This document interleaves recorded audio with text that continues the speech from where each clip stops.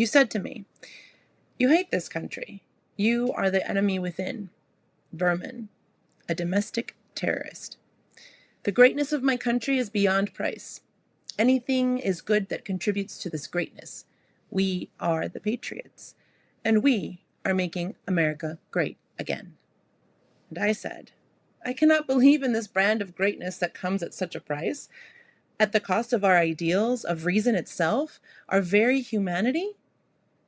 A hollow greatness that is one with blinkered eyes and shuttered hearts that only knows violence, and the boot and the fearful, stunned silence they command. There are means that cannot be excused, and I should like to be able to still love my country and still love justice. We were young once, together, dreamy children who rooted for the same silver screen heroes, cheered the little guy with the laser sword against the forces of empire, played at these characters, battling imaginary foes that wore the faces of movie villains. Now, what character are you playing when you don that khaki? What heart beats behind that freshly bought panel vest? Whose face do you wear behind that mask? And what are you so desperately seeking to protect as you slip it over that face? In school, we read the Diary of Anne Frank, banned in Texas and Florida and elsewhere. And I remember sharing your outrage at the cowardly vendidos who sold her out, appalled that a neighbor or a friend could do such a thing, even to save their own skin. We vowed, with the courage of children, we'd never fold like that. You said, "I hate this country," and perhaps, upon reflection, you are correct. But only if you mean this country of yours, where naked aggression trumps the Constitution, where might and right are confused, where rights, no longer civil or human, are suspended at the whim of an elderly autocrat, and the law applies only to others. A country where violence is more natural than thinking and cruelty is the point, where blatant lies cover the hateful actions of the powerful, straining reason and belief, both. This country of yours is peopled not by fellow citizens on a common journey, united on a common project, the common flourishing of all. It is peopled by the creatures you've deformed by your actions, craving the simplest digestible version of the story, driven and manipulated by fear alone.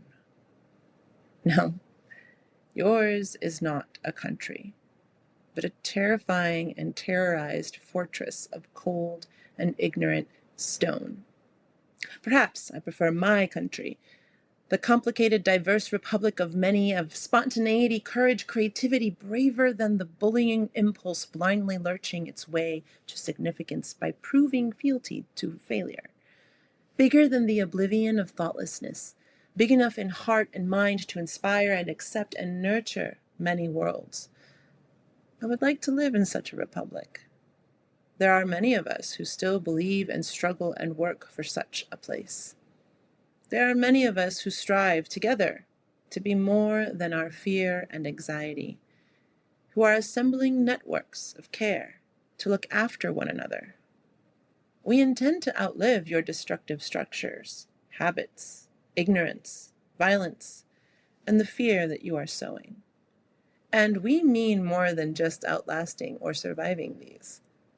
We mean to assemble and really live in this larger world we still believe in. To shame the smallness of your world with our joy, to outflank your violence with preparation and care and humor, to eclipse your insecurity-driven need for a Führer by being true to ourselves, our ideals, speaking in our own voices, caring for ourselves and each other as a practice of freedom, and never ceasing to do so. We aim to wrest poetry from this fallen world to love. After all, fear and destruction are the major emotional sources of fascism, but Eros belongs to democracy. And there are millions of us. Perhaps I will see you again after this storm passes and your side is defeated, because make no mistake, your side will be defeated. Its thin veneer of legitimacy is already cracking under the weight of its own contradictions. The mounting burden of sustaining the lie at the heart of all oligarchy and authoritarianisms, and the increasingly laughable contortions of your apologists. You keep giving us so many opportunities to be heroes, while even your infamy must be masked and sustained by lies. Your house, built with only one tool, violence, teeters already, and your would-be victims and would-be submissive subjects are learning that inevitable, vital lesson. They're learning not to be afraid.